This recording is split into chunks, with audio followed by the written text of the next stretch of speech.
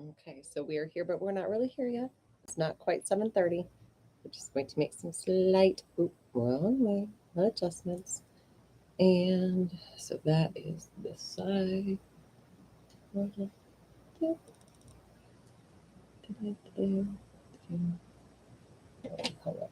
that little candle's right there. Hi. So if you hear a minute early, hello. Oh my goodness, there's lots of us here early. Oh, okay. Well, then we'll get started. Hi, guys. Oh my gosh, there are 10 of us here already. What a crew. Please, please, please jump in the chat and say hi. Oh, we went down to one. I don't know how we went from 9 to 1 in 20 seconds.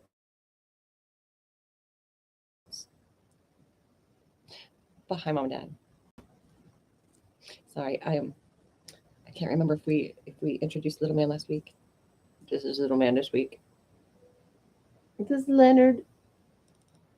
He's so cute. He's purring up a storm. Let me see. Can you guys hear that?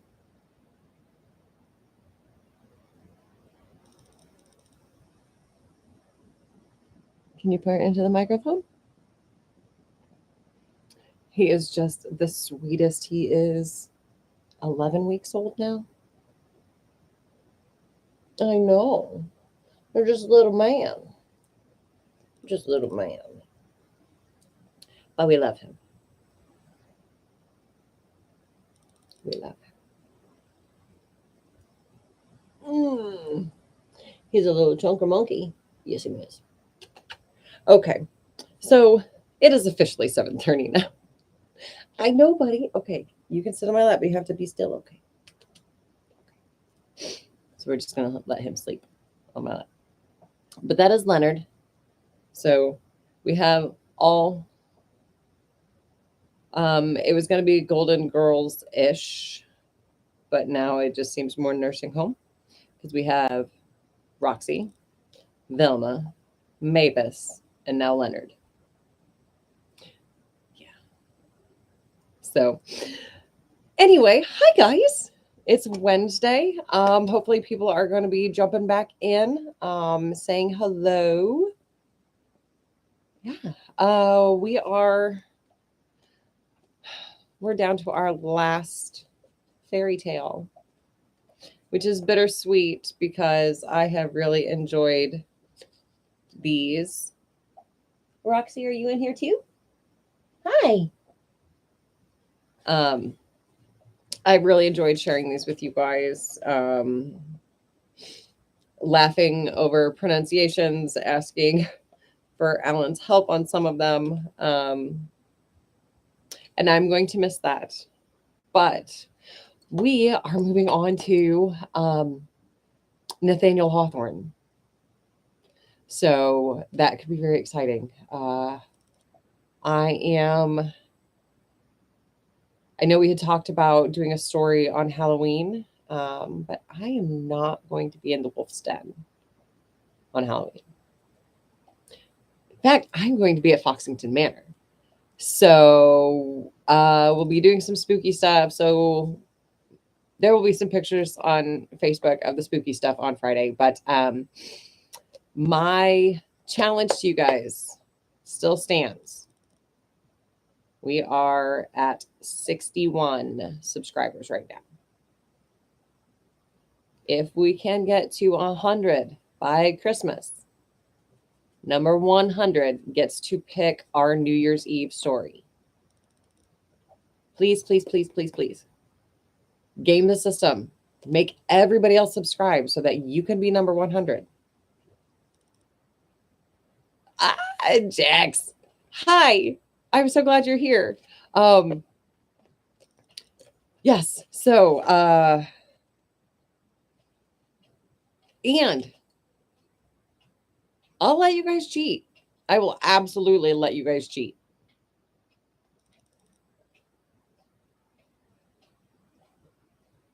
I'm not going to tell you how to cheat, but whoever sends me a screenshot of them, like flipping from 99 to 100 or however it'll work, I will read your story on New Year's Eve. And I will tell people it is your story. And if you want, you can come on for a minute and we'll have a party. So tonight, as I said, is our final Irish fairy tale. It is Morraha. And yes, I hope you guys enjoy this one. It is a little longer.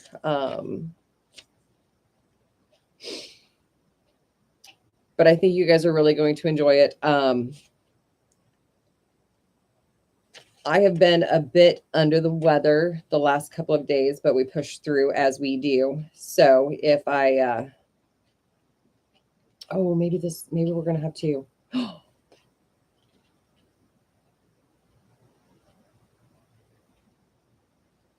I don't remember if we read this one. So we're going to finish Morraha and then we'll see. But anyway, don't feel good. So emotions are a little high. So if I tear up, just go with it. You guys have seen me cry before at stories. But yes, but thank you so much for being here and we'll get started. I do not have a spicy drink tonight. Just ginger ale. Got to turn the label. Sorry. Nobody flagged that. So tonight, the story of Morraha. Morraha rose in the morning and washed his hands and face and said his prayers and ate his food. And he asked God to prosper the day for him. So he went down to the brink of the sea and he saw a curragh, short and green, coming towards him. And in it there was but one youthful champion, and he was playing hurley from prow to stern of the curragh. He had a hurl of gold and a ball of silver. And he stopped not till the curragh was in on the shore. And he drew her up on the green grass and put fastenings on her for a year and a day. Does anybody else know the year and the day? Some people know. Whether he should be there all that time or should only be on land for an hour by the clock. And Morraha saluted the young man courteously, and the other saluted him in the same fashion, and asked him, would he play a game of cards with him? And Morraha said that he had not the wherewithal, and the other answered that he was never without a candle or the making of it. And he put his hand in his pocket and drew out a table and two chairs and a pack of cards. And they sat down on the chairs and went to card playing. The first game Morraha won, and the slender red champion bade him make his claim. And he asked that the land above him should be filled with stock of sheep in the morning. It was well, and he played no second game, but home he went, as you should. The next day, Morraha went to the brink of the sea, and the young man came in on the curragh and asked him would he play cards. They played, and Morraha won. The young man bade him make his claim, and he asked that the land above should be filled with cattle in the morning. It was well, and he played no other game, but went home. On the third morning, Morraha went to the brink of the sea, and he saw the young man coming. He drew up his boat on the shore and asked him would he play cards. They played, and Morraha won the game, and the young man bade him give his claim. And he said he would have a castle and a wife, the finest and fairest in the world, and they were his. It was well, and the red champion went away. On the fourth day, his wife asked him how he had found her, and he told her, and I am going out, said he, to play again today.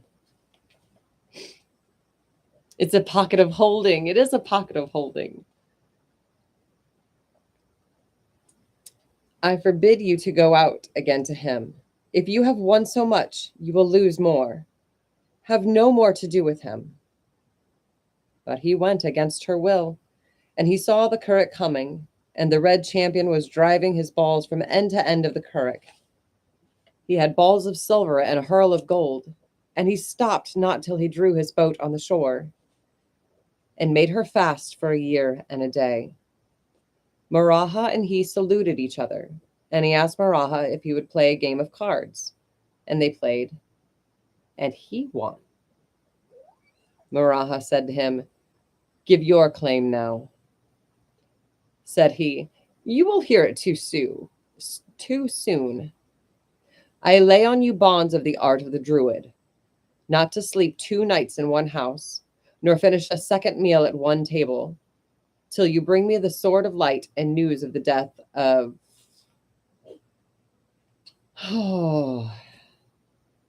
Anshgaylat, Anshgayliacht. Yup, that's what I thought too. He went home to his wife and sat down in a chair and gave a groan, and the chair broke into pieces. "That is the groan of the son of a king under spells," said his wife, "and you had better have taken my counsel than that the spell should be on you." He told her he had to bring news of the death of the seer and the sword of light to the slender red champion. "Go out," said she, "in the morning of the morrow, and take the bridle in the window, and shake it. And whatever beast, handsome or ugly, puts its head in it, take that one with you. Do not speak a word to her till she speaks to you, and take with you 3 pint bottles of ale and 3 sixpenny loaves. And do the thing she tells you. And when she runs to my father's land, on a height above the castle, she will shake herself. And the bells will ring, and my father will say, 'Brown Alry is in the land.' And if the son of a king or queen is there, bring him to me on your shoulders. But if it is the son of a poor man, let him come no further." Always cryptic warnings and sayings and whatnots. He rose in the morning and took the bridle that was in the window, and he went out and shook it. And Brown Alry came and put her head in it. He took the 3 loaves and the 3 bottles of ale and went riding. And when he was riding, she bent her head down to take hold of her feet with her mouth, in hopes he would speak in ignorance. But he spoke not a word during the time, and the mare at last spoke to him, and told him to dismount and give her her dinner. He gave her the sixpenny loaf toasted, and a bottle of ale to drink. "Sit up now, riding, and take good heed of yourself. There are 3 miles of fire I have to clear as a leap." 3 miles of fire. Awesome. She cleared the 3 miles of fire at a leap, and asked if he were still riding, and he said he was. Then they went on, and she told him to dismount and give her a meal. And he did so, and gave her a sixpenny loaf and a bottle. She consumed them, and said to him there were before them 3 miles of hill covered with steel thistles, that she must clear it. She cleared the hill with a leap, and she asked him if he were still riding, and he said he was. They went on, and she went not far before she told him to give her a meal, and he gave her the bread and the bottleful. She went over 3 miles of sea with a leap, and she came to the land of the King of France. She went up on a height above the castle, and she shook herself and neighed. And the bells rang, and the king said that it was Brown Alry on the land. "Go out," said he, "and if it is the son of a king or a queen, carry him in on your shoulders. If it is not, leave him there." They went out, and the stars of the son of a king were on his breast. They lifted him high on their shoulders and bore him to the king. They passed the night cheerfully, playing and drinking, with sport and with diversion, till the whiteness of the day came upon the morrow morning. Then the young king told the cause of his journey, and he asked the queen to give him counsel and good luck. And she told him everything he was to do. "Go now," said she, "and take with you the best mare in the stable, and go to the door of Rough Nile of the Speckled Rock, and knock, and call on him to give you news of the death of the seer and the sword of light. And let the horse's back be to the door, and apply the spurs, and away with you." In the morning he did so, and he took the best horse from the stable and rode to the doors of Niall, and turned the horses back to the door, and demanded the news of the death of the seer and the sword of light. Then he applied the spurs, and away with him. Niall followed him hard, and as he was passing the gate, cut the horse in two. His wife was there with a dish of puddings and flesh, and she threw it in his eyes and blinded him and said, "Fool! Whatever kind of man it is that's mocking you, isn't that a fine condition you've got your father's horse into?" Is anybody else confused? I'm a little confused. On the morning of the next day, Morraha rose and took another horse from the stable and went again to the door of Niall and knocked and demanded news of the death of the seer and the sword of light, and applied the spurs to the horse and away with him. Niall followed, and as Morraha was passing, the gate cut the horse in two and took half the saddle with him. But his wife met him and threw flesh in his eyes and blinded him. On the third day, Morraha went again to the door of Niall, and Niall followed him, and as he was passing the gate, cut away the saddle from under him and the clothes from his back. Then his wife said to Niall, "The fool that's mocking you is out yonder in the little curragh, going home, and take good heed to yourself, and don't sleep one wink for 3 days." For 3 days the little curragh kept in sight, but then Niall's wife came to him and said, "Sleep as much as you want now. He is gone." He went to sleep, and there was heavy sleep on him. And Morraha went in and took hold of the sword that was on the bed at his head.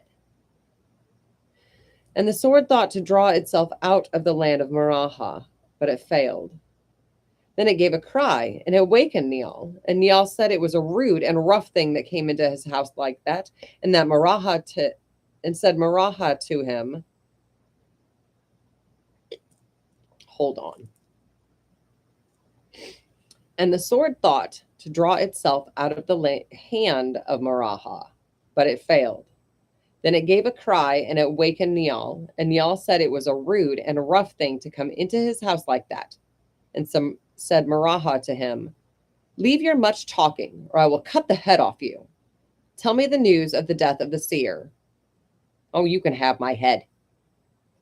"But your head is no good to me. Tell me the story." "Oh," said Niall's wife, "you must get the story." "Well," said Niall, "let us sit down together till I tell the story. I thought no one would ever get it, but now it will be heard by all." Okay. Okay. So it wasn't just that he had to be told about the death of the seer. He has to hear the whole story. So I'm going to take a drink, and then we're going to have the story together.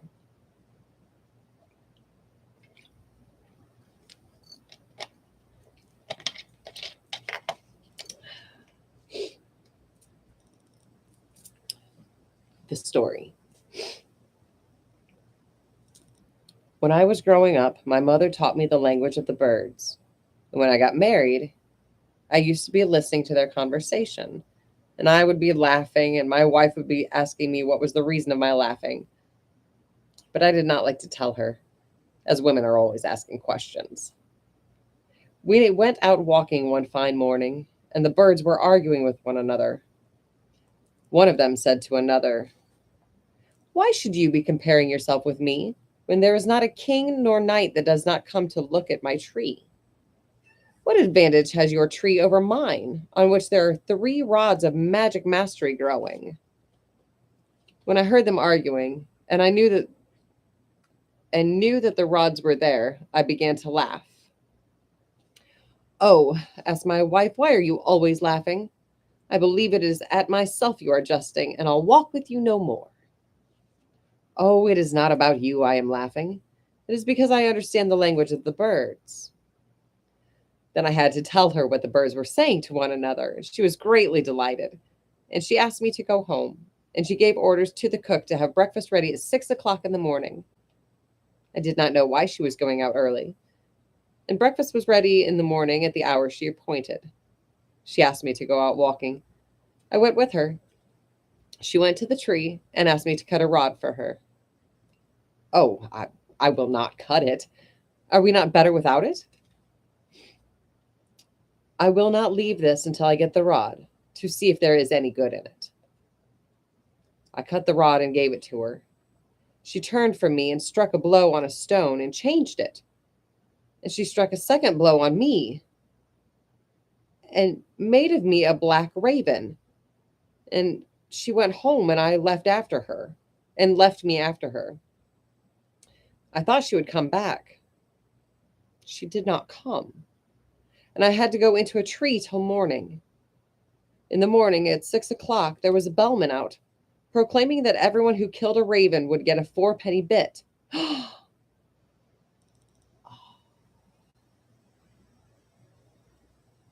At last, you could find not man or boy without a gun, nor if you were to walk 3 miles a raven that was not killed. I had to make a nest in the top of the parlor chimney and hide myself all day till night came, and go out to pick up a bit to support me till I spent a month. Here she is herself to say if it is a lie I'm telling. It is not, said she. Then I saw her out walking. I went up to her, and I thought she would turn me back to my old shape. And she struck me with the rod and made of me an old white horse. And she ordered me to be put to a cart with a man to draw stones from morning till night. I was worse off then. She spread abroad a report that I died suddenly in my bed and prepared a coffin and waked and buried me. Then she had no trouble. But then I got tired. I began to kill everyone who came near me. And I used to go into the haggard every night and destroy the sacks of corn. And when a man came near me in the morning, I would follow him till I broke his bones. Everyone got afraid of me. When she saw I was doing mischief, she came to meet me. And I thought she would change me. And she did change me and made a fox of me. When I saw she was doing me every sort of damage, I went away from her. I knew there was a badger's hole in the garden, and I went there till night came. And I made a great slaughter among the geese and ducks. There she is herself to ask if I am telling a lie. Oh, you are telling nothing but the truth. Only less than the truth. When she had enough of my killing the fowl, she came out into the garden, for she knew I was in the badger's hole. She came to me and made me a wolf. Yeah, I made a fox of me. Now she's made me a wolf. I had to be off and go to an island where no one at all would see me. And now and then I used to be killing sheep, for there were not many of them, and I was afraid of being seen and hunted. And so I passed a year, till a shepherd saw me among the sheep, and a pursuit was made after me. And when the dogs came near me, there was no place for me to escape to from them. But I recognized the sign of the king among the men, and I made for him, and the king cried out to stop the hounds. I took a leap upon the front of the king's saddle, and the woman behind cried out, "My king and my lord, kill him, or he will kill you." Oh, he will not kill me. He knew me. He must be pardoned. The king took me home with him, and gave orders I should be well cared for. I was so wise, when I got food, I would not eat one morsel until I got a knife and fork. The man told the king, and the king came to see if it was true. And I got a knife and fork, and I took the knife in one paw and the fork in the other, and I bowed to the king. The king gave orders to bring him drink, and it came, and the king filled a glass of wine and gave it to me. I took hold of it in my paw and drank it, and thanked the king.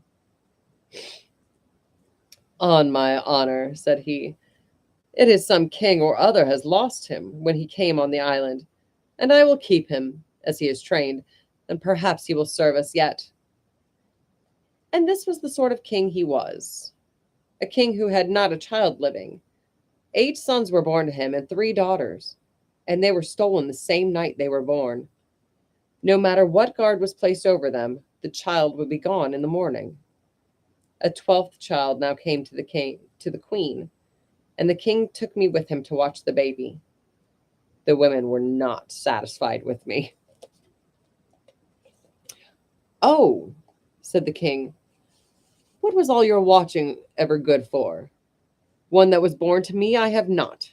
I will leave this one in the dog's care, and he will not let it go. A coupling was put between me and the cradle, and when everyone went to sleep, I was watching till the person woke who attended in the daytime.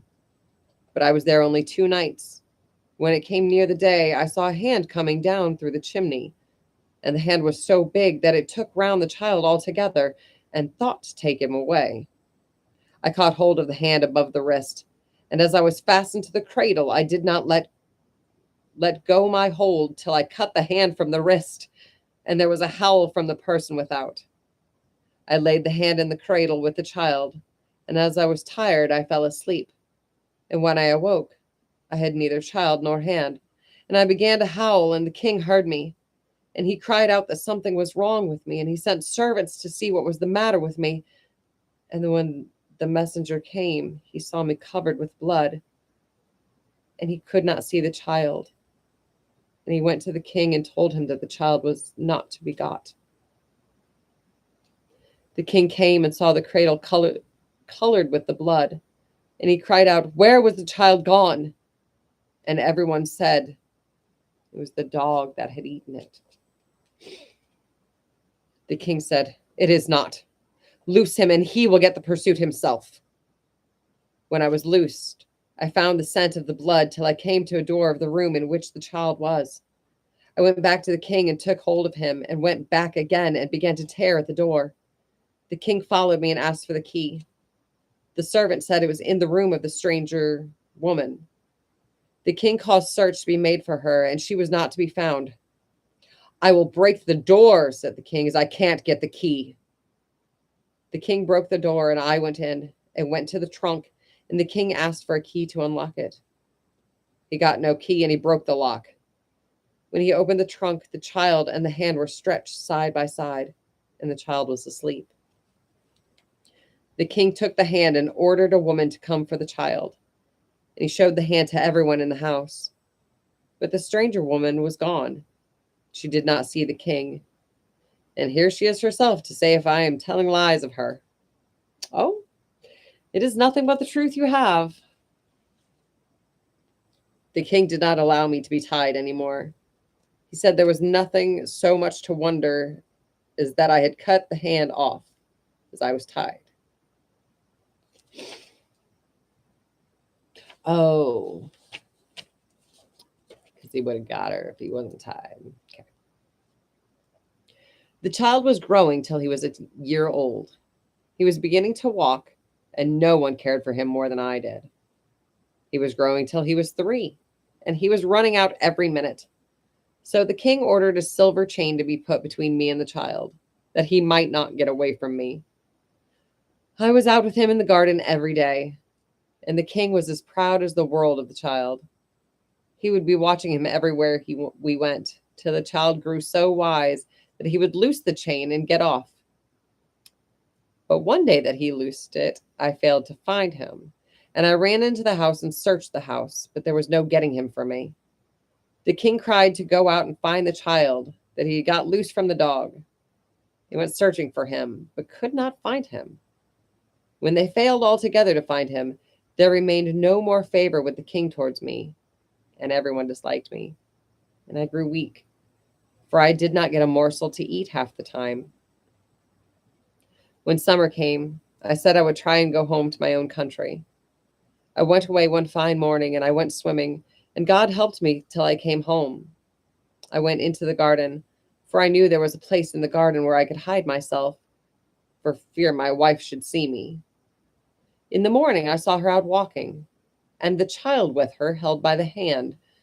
I pushed out to see the child, and as he was looking about him everywhere, he saw me and called out, "I see my shaggy papa. Oh," said he, "oh, my heart's love, my shaggy papa, come here till I see you." I was afraid the woman would see me, and as she was asking the child where, he saw me, and he said I was up in a tree. And the more the child called me, the more I hid myself. The woman took the child home with her, but I knew he would be up early in the morning. Of course. Sorry, guys. I need to get another drink really quick. I'm liking this story. I hope you guys are too.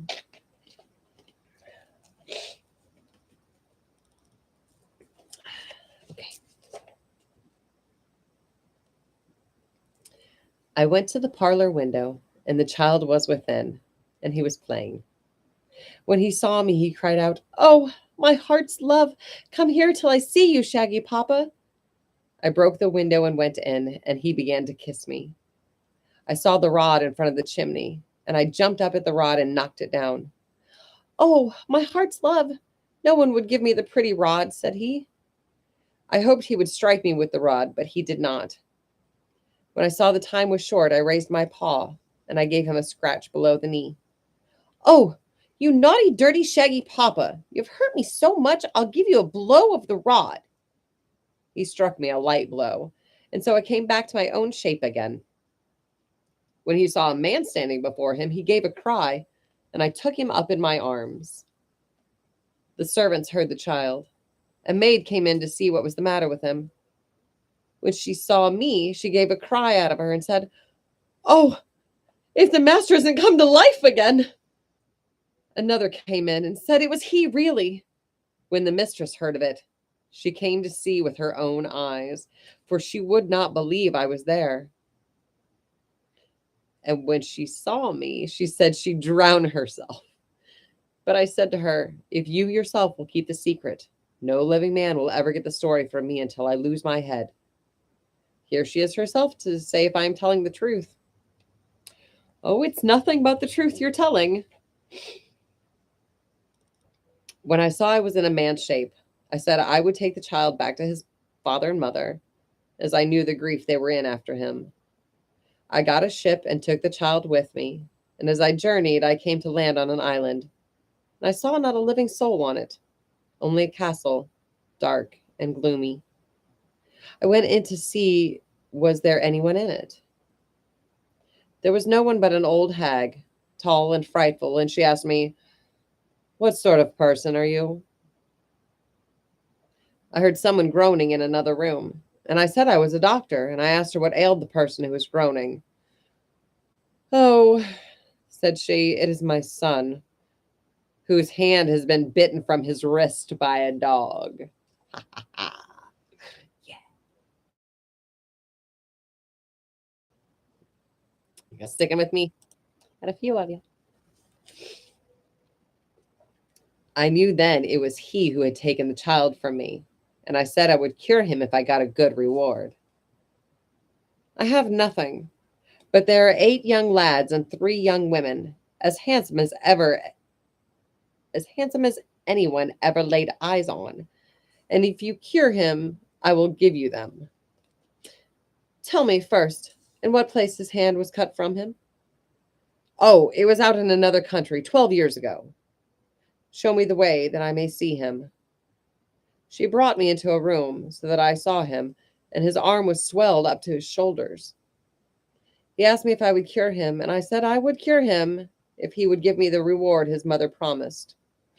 "Oh, I will give it, but cure me." "Well, bring them out to me." The hag brought them out of the room. I said I should burn the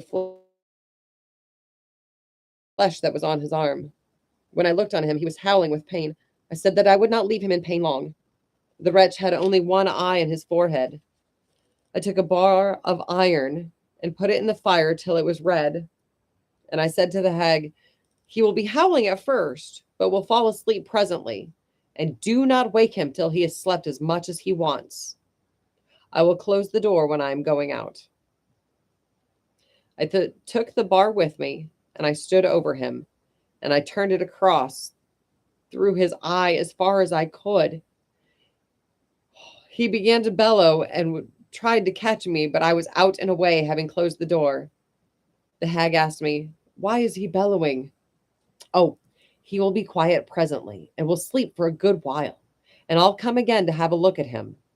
But bring me out the young men and the young women." I took them with me, and I said to her, "Tell me where you got them." My son brought them with him, and they are all the children of one king. I was well satisfied, and I had no wish for delay to get myself free from the hag. So I took them on board the ship, and the child I had myself.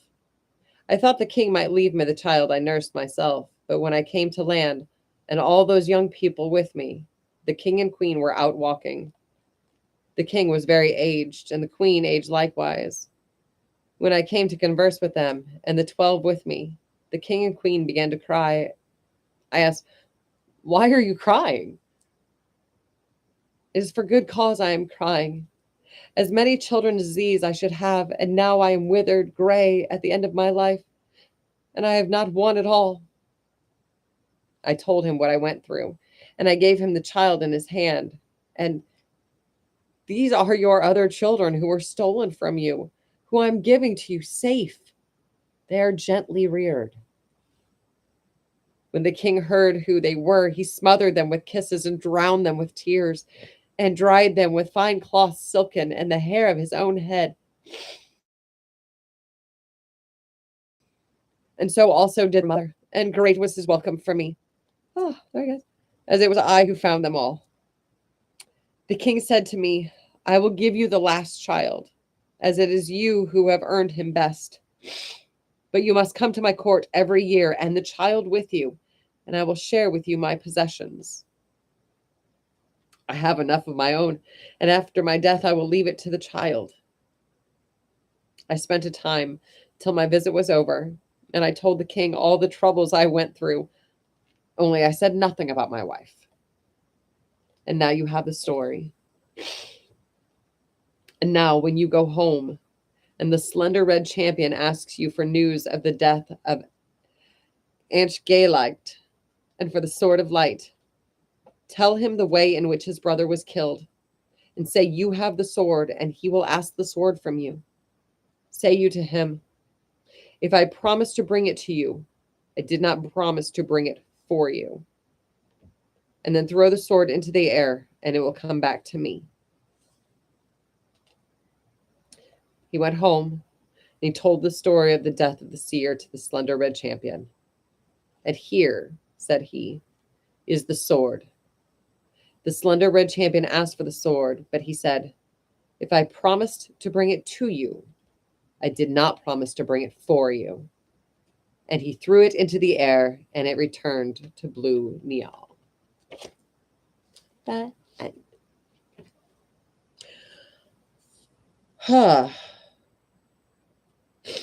So, yes, that was our last Irish fairy tale. So we may have to find some more. I don't know. Irish, French, German, whatever. More stories. I liked that too, Jax. So yes, next week, first Wednesday in November, it will be the first of our Nathaniel Hawthorne. He doesn't live right there right yet. He lives on that bookshelf. So yes, next week we will start that. So that will be the 5th, the 12th, the 19th, and the 26th will be our November readings. The 26th may not be a Nathaniel Hawthorne. Somebody has a birthday that night. So it's only fitting that since they were one of the founding members of the Wolf Pack and our Wednesday evening readings that they get to pick the story that night. So, yeah, I guess we'll have to make a formal request of that person to pick a story. But for the rest of you, thank you so much for being here tonight. Please share this around. I'm going to share it on the Facebook page. Let's see if we can't get to that 100 by Christmas. Again, doesn't cost you anything. Tonight, 38 minutes of your life. That's it. 38 minutes with me, with my folks, with the rest of our family. Anyway, as always, you guys, thank you. I love you. Please be kind to each other. That doesn't cost anything either. Just be kind. I'm getting real stressed out with people being mean. And I'm not even talking like globally. Just if we could just be nice in our neighborhoods, it'd be awesome. I love you guys. We'll see you next week. Bye.